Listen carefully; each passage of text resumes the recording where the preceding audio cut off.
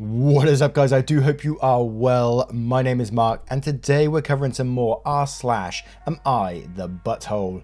If you want to skip the initial waffle, timestamps are in the description below and along the timeline. But if you are new here, please consider hitting that like, that subscribe, and maybe that notification bell too, as it really helps out our channel. And we had two awesome new members yesterday over on Patreon. We had Tanith McGlothlin. I hope I pronounced your name right. I'm so sorry if I didn't. And also we had Gillian Watson. Thank you so much for your support and for everyone who takes the time out of your day to watch these videos. The support over the last couple of days has been absolutely amazing. I'm not sure what's going on right now, but Discord is absolutely blown up with people joining and things like that. The same with my Twitter and just in the comments in general. So thank you so much. And with that being said, let's get into today's stories.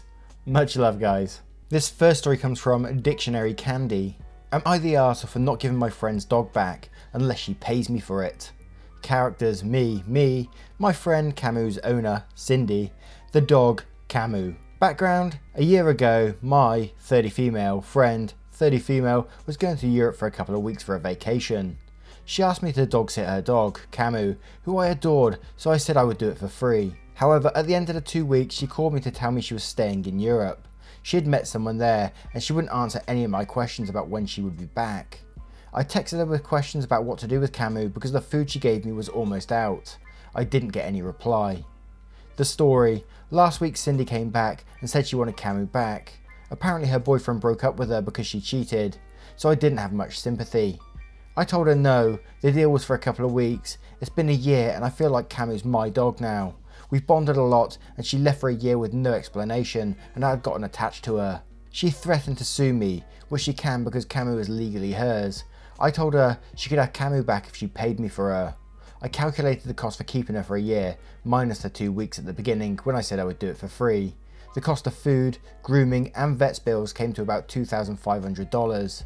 But I've also been taking care of her. I charged her for the pet sitter rates I've seen, but on the lower end, and it came to $10,000. I told her that she could have Camu if she gave me the $10,000. I'm not even adding the other $2,500, and now she's calling me an arsehole. Her lawyer said they'd seen me in court, and I've hired a lawyer who said I'm in the clear. But now I'm wondering if I'm being an arsehole. Camu is Cindy's dog after all, and in the beginning I did say I would pet sit for free. Reddit: am I the arsehole? Edit: thanks for all the advice. I didn't know that there were laws about this. I assumed Cindy would still be the legal owner as she never signed over the papers. A couple of people will ask for dog tax, and here we go. Let's take a look. Oh my word. What a little fluff ball. I love it.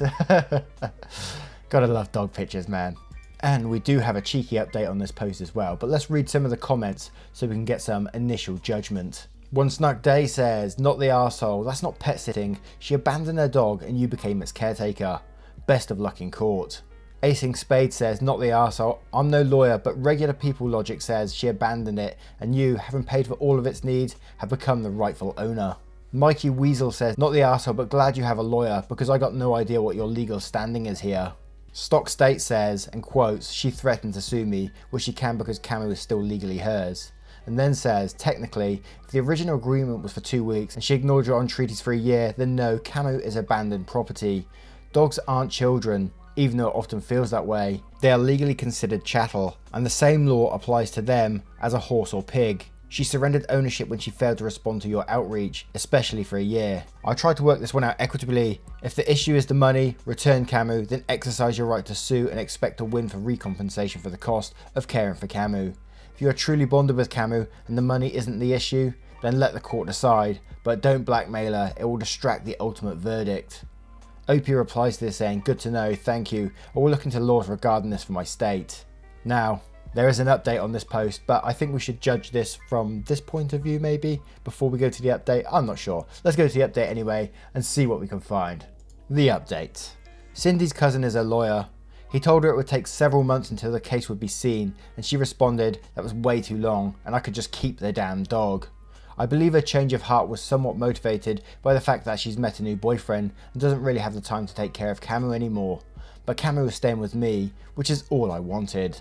Thank you guys so much for helping me realise that Cindy abandoned Camu and to not feel bad about keeping her. Damn man, that girl is something else. Every time she seems to find a bloke, she just abandons her dog. Luckily you just didn't give that dog back straight away, because who knows where Cammy would be right now, because she met this man. Would she have just ditched the dog on someone else and that's it? Ah, that poor dog man, but thank God she's got a great owner now who's actually looking after her. Now, what do you guys think of this story? Let me know in the comments below, and don't forget to vote on that poll in the description for story 1. And our next story comes from a throwaway account.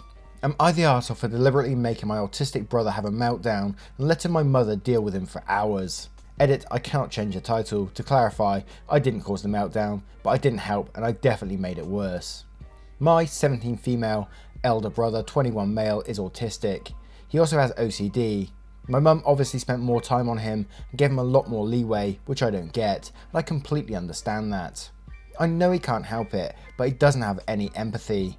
I get that it's hard for him to control himself and he has a lot of meltdowns, but however, he never shows any remorse or want to change. He expects everyone to accommodate him. He feels entitled to our time and attention. That makes it hard for me to love/care about him. One thing he absolutely hates is when someone walks away from him while he is talking. The quarantine has been very difficult for everyone. My brother likes routine, and obviously a lot of that routine has had to change. I have to be inside the house all the time, and it's not making the house any peaceful. Last week was a bad week. It was one tantrum after the other. He was screaming so loudly that I wasn't able to attend most of my online classes for the entire week. The most ridiculous thing happened over dinner one day. I like spicy food, he doesn't, so my mum cooks food without much spices and I just add them later on. He was throwing a tantrum when I went to add some chili flakes to my dish. My mum told me to eat the dish as it is. While I was closing the shaker, I sneezed twice. He had the worst meltdown I've ever seen. He demanded I sneeze again to make it right. He has OCD regarding numbers 1, 3, 5, 10. I'm pretty sure my face looked as comically incredulous as I felt.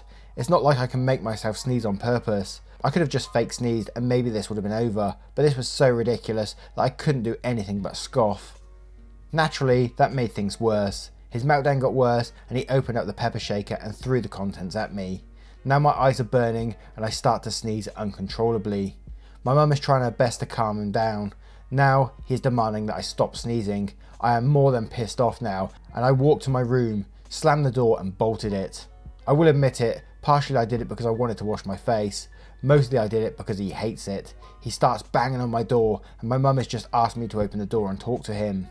I refused to. I could hear him outside my door for at least 4 hours. After that, along with my mum trying to calm him / begging me to open the door. I could have helped out my mum, but I've had enough and I don't feel sorry for her either. In fact, I felt a tiny bit satisfied. Next day, my mum asked me to talk / apologise to him, and when I didn't, she punished me by taking away my games and removed the lock from my door. I told her I will lock myself in the bathroom next time, and told her that she / my brother are never going to see me around the second I turn 18. Am I the arsehole for purposely making my brother's meltdown worse? Am I the arsehole for not being the least bit sympathetic towards him or my mother? Now, I'm going to be the first to admit I'm not massively clued up on autism. I mean, these stories have given me sort of food for thought when I read them. We get a lot of people with autism in the comments and things like that as well, so it's always very interesting. And I did start listening to an ebook that was sort of educating me on a bit about it, so I know small things, but I'm not going to say that I know everything and understand what this guy is going through, because obviously he's going through a lot. But what I don't understand is when, I know it's difficult, but parents like prioritize the special needs over the other child, and it creates resentment for the other child. You know, it creates resentment within the family because obviously they're being left out of things and being punished for what the autistic child is doing. And in this story, the autistic child is being allowed, like, basically to control the other person. Like, they can't put spices on their food, they're telling them to sneeze, they're banging on the door to not let them have their own privacy after, and the mother is backing this up, which is just not fair. So I can say you're not the arsehole in this situation. I mean, some of the things you did in this story were pretty childish. You know, you didn't have to do them. You could have opened the door to calm the situation down. But at the same time, I can't blame you as well. And it's a real shame it's got to this point that you just want to get out of the house and you want to sort of leave your family because of it. It's a shame that there's no talking point to resolve this situation. Pretty sad, actually. But let's go to the comments below to see what we can find. This is the Queen says, not the arsehole. He made choices. You can't control your bodily functions, and if slamming the door sets him off, stiff shit. Never heard stiff shit before. Throwing pepper in my face would set me off, and your mother removing your lock and allowing a violent family member access to you. Nah, get the fuck out of there, ASAP. Mekta Satak says, not the arsehole. Everyone has their breaking point and you reached yours. Just because he has a development disability, he doesn't get a pass to be an arsehole and constantly coddled. And Tizatshi says, not the arsehole. My eldest is on the spectrum, and when a meltdown starts, if possible, I ask the other kids to clear the room, or remove my autistic child. When my child is getting large enough that I'm nearly incapable of physically controlling them, I do have some hard limits, and throwing things is absolutely a limit. Not that they always listen. After a meltdown, like with any child, my autistic child has consequences for their actions. Granted, they do get leeway. Tossing pepper at you should have been a hard no, and walking away makes perfect sense. I sympathise with your mother because I know how hard it can be, but that isn't an excuse to allow you to be treated poorly. Please try talking to your mum and explaining how you feel. You need to feel loved, protected and important too. Now I'm going to turn this one to you guys. What do you guys think of this story? Let me know in the comments below, and don't forget to vote on that poll in the description for story 2. And our next story is from a throwaway account. Am I the arsehole for ignoring the diet my ex-wife put my daughter on? Trying to give a clear as picture as possible for fair judgment. My wife and I split a little over 5 years ago. My daughter is 12, I work long hours, so she lives with her mum during the week, but she's with me every other Friday to Monday. My daughter has always been a little chubby. I'm chubby, everyone in my family is chubby, but we don't have any major health problems. Now that my daughter is 12, my ex-wife has become concerned about her weight. She says that the doctor told her it would be wise to watch what she eats. She is 4'11" and she weighs around 120 pounds. I think she will grow and stretch out. Both her mother and I are tall. I don't think there is anything to worry about. She may just be a bigger woman like many women in my family. Everyone on my ex-wife's side is pretty thin, so I think she is worried for no reason. She's put our daughter on a diet that I think is pretty harsh. Daughter says she only gets protein, veggies and maybe some rice or potatoes. She doesn't think that food is fun anymore and misses having things like mac and cheese and hamburgers. She rarely gets ice cream or anything. I think this is pretty unfair. She is a kid after all. I told her that while she's at my house she can eat what she wants. We tend to order or do fun homemade meals. This has been going on since March or so. It was between myself and my daughter. My wife contacted me about my daughter not losing as much weight as she should. It seemed like she was accusing me. I was honest with her and she blew up. She started saying that I don't care about my daughter, talking about future maladies that she could have and other things. I told her I thought she was overreacting and that I'm allowed to feed my daughter the way I want in my house. She had her mother, who is a former doctor, try to contact me and lecture me about how to parent my daughter. We ended up getting into an argument as well. I got my mother involved. Also, she agrees with me that my wife is putting unnecessary stress on a 12-year-old. This has led to a ton of fighting and arguing, and it has me questioning my actions. In my mind, I was trying to make my daughter happy, but my ex thinks I'm trying to undermine her. I feel as if my ex-wife is too strict and was unfair trying to drag her mother into our parenting decisions. Am I the arsehole here?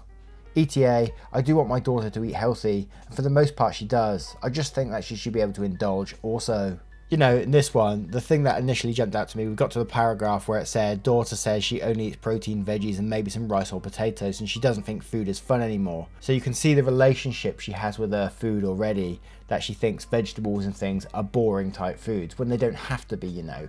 And it's also created this looks like a dynamic within your household that the ex-wife is some sort of like the bad guy who wants to give her vegetables and all the healthy crap, whereas you're the fun guy who's having all these family meals and feeding her mac and cheese and hamburgers and takeaways or whatever fun food as you call it. And I'm glad you said you're questioning your actions towards the end, because you know, if a doctor's saying they need to watch her weight, then something needs to be done. And it's not like forcing her, it's just encouraging her to eat more healthy. And I don't see nothing wrong with that. I was really curious about this one and I was reading through OP's comments and stuff. And apparently the diet is like there to help a separate medical condition, which isn't even included in this post. The hell, man. So I've got to say you're the arsehole because of that. But hopefully you can work things out with your ex-wife to do something that's beneficial for everyone, mainly your daughter. Let's take a look at the comments below to see what we can find. Jabbit in Blue Jean says, by feeding your daughter only junk food when she's with you, you're completely undermining your ex. You're making yourself the fun parent and making your ex the strict parent. By forcing your daughter to eat a strictly regimented diet, your ex is making your daughter miserable. She's teaching her that being thin is the most important thing, even trumping happiness. By involving both of your parents, you are both making the issue about everyone else instead of about your daughter. This is how disordered eating starts. You, your wife, and your daughter need to discuss her diet altogether and come to an agreement that keeps your daughter's well-being in the forefront. That means a balanced diet, junk food in moderation, and regular physical activity. Everyone sucks here except the daughter. And then this was crossed out for an edit coming right now. So it turns out the daughter's regimented diet is to help treat a separated medical condition, which OP did not include in the original post. So not only is he undermining his ex, he's potentially jeopardizing his daughter's health and has completely misled everyone reading here. Because of that, I've changed my judgment to, you're the arsehole. Miley30 says, you're the arsehole in so many ways. Of course it's great to be the fun parent, the parent who gets to let the kid eat whatever they want, and let the other parent be the one that has to encourage the kid to eat vegetables when they're full of candy, mac and cheese, and junk you just fed her. That's selfish and being a bad parent. But you're also ignoring medical advice. Your daughter's pediatrician has said that your daughter is too heavy and needs to change her diet. You want to ignore that for the advice of a person who's raised an entire family of overweight people. Your laziness and the desire to be the fun parent is going to cost your daughter her health and set her up for bad habits for life. You're the arsehole. Now, I'm going to turn it to you guys. Let me know what you think of this story in the comments below, and don't forget to vote on that poll in the description for story 3.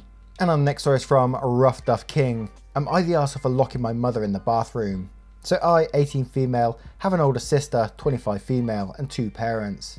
My sister moved out from my house about a year ago, and has been in a living relationship with her girlfriend of 3 years. Now both my parents are very health conscious, and hence my sister and I have always led an extremely active lifestyle. We both were toned and fit, and all of our relatives and friends praised us for it. This very thing made my mother very happy. Needless to say, my mother is extremely fat phobic. She's the kind that thinks that everybody who is fat is lazy. She doesn't outright fat shame anybody, but raised my sister and I by telling us we're never to become fat, otherwise it would be impossible to become thin again. Anyways, since my sister moved out, she gained a ton of weight. My mum has started freaking out months ago about this. She would constantly call my sister to tell her to lose weight, and anytime my mother brought it up, my sister would simply cut the call. Yesterday, my sister's girlfriend's family was coming over and we're going to have lunch together. My sister texted me beforehand and told me to make sure mum didn't bring up her weight with everyone around. I made my mother promise me she would not bring up my sister's weight. When everybody came over and settled down, we were having a good time. Lunch was good, although my mum kept nastily viewing my sister as she took seconds. After lunch, my mum came over to me and told me she had decided to publicly humiliate my sister about her weight. I was like, what the fuck? She said that if she publicly embarrassed her, my sister would lose weight out of spite. After that, I kept trying to pull my sister away from my mother. I could see she wanted us all to be together, but I simply couldn't let that happen. At one point, my mum came over to me and told me to quit it and let her do her job as a mum. She told me she was going to take a quick piss and then embarrass my sister. I quietly followed my mother to her bedroom. Once she went inside, I locked her in the bathroom and ran out towards the living room. My sister and her girlfriend's family were almost leaving. We hugged and everything. My sister asked where mum was, and I told her she had to go and take a nap because she wasn't feeling well. Once they left, I went and unlocked the door, and my mother went crazy, yelling at me, and at one point throwing the TV remote in my direction. I don't know if what I did was the right thing. Am I the arsehole? Edit, so I was able to lock her from the outside because a lot of the doors in our house have a bolt from the outside. It's weird, but it's a very old house. And I did tell my sister what I did, and my sister thanked me for it. She blocked my mum's cell. My mum is not speaking to me and has been calling my sister's girlfriend, just so my sister will talk to her. My father agrees what my mum was planning to do was terrible, and he thinks I should have not locked her in. Edit 2, so I think my mother is textbook abusive because she isn't letting me eat food. We aren't allowed to order food to the house either. Everything is made at home. I have no option but to sneak into the kitchen when she isn't around and try and find any food that isn't locked up because I'm actually really hungry. Might call my sister and ask her to send me food, lol. Thank you for your kind replies. Edit 3, hello, last edit I hope. I talked to my sister and she's making arrangements for me to live with her. I've collected all my cash and some identification. My mum doesn't know about this. If everything goes well, I'll post an update in another post. I feel like you are all my protective older siblings. Thank you so much for their overwhelming kindness. It made me cry happy tears. You know, the last post was about food related sort of like problems and stuff, and we got another one right here, and this is more like an abusive relationship, using food to control people and things like that. Wow. I'm always never sure on how to comment on these ones really, apart from I can just see abuse in this relationship, and to get out of there would probably be the best option at the moment. But I want to look at the comments below. I always want to look at the comments below to see. There's always great advice down there, and always happy to be educated. So let's have a look down there to see what we can find. Shizzle Moo says, not the arsehole, your sister is lucky to have you. I honestly would let your sister know though, just in case she tries this again. Your mother sounds incredibly vain. Edited to add, I'd be tempted to add some weight gain powder to your mother's meals for a few weeks. Lazarus Cheetah says, not the arsehole, you protected your sister from being ambushed with emotional abuse from your mum. Way to take one for the team. Big Night Audit says, not the arsehole, please let your sister know what your mum planned on doing, so she knows to keep away from her. Dr. Frankenfurter's Cat says, not the arsehole, you spared your sister from what likely would have been a traumatizing moment for her. However, your mum is absolutely the arsehole, and she needs to learn to not be such a bitch to both of you, especially your sister right now. She shouldn't be surprised if your sister just cuts her off entirely one day. Fractal Dawn says, not the arsehole, holy shit. Came in here all ready to go, what the fuck, who does that and what is wrong with you? Now, info, what is wrong with your mother? Deliberately humiliating their child is never a parent's job. You're a hero. She also should not be yelling and throwing things at you. That's abusive. Please get out as soon as you can. And OP replies to this saying, she does throw things around quite a lot. I'm sure she has control issues. I'm so lucky that I didn't develop body dysmorphia because of the way she's raised me. I mean, I'm happy that I have a very fit body, and to try to stop her from nagging me, I have no choice but to stay fit until I leave. Wow. What do you guys think of this story? Let me know in the comments below, and don't forget to vote on that poll in the description for story 4. Once again guys, I always appreciate you being here. Thank you for the support, for the memberships, all the people who's come into Discord recently. It's been absolutely amazing. Thank you so much, and I will see you in the next one. Take care guys. Much love.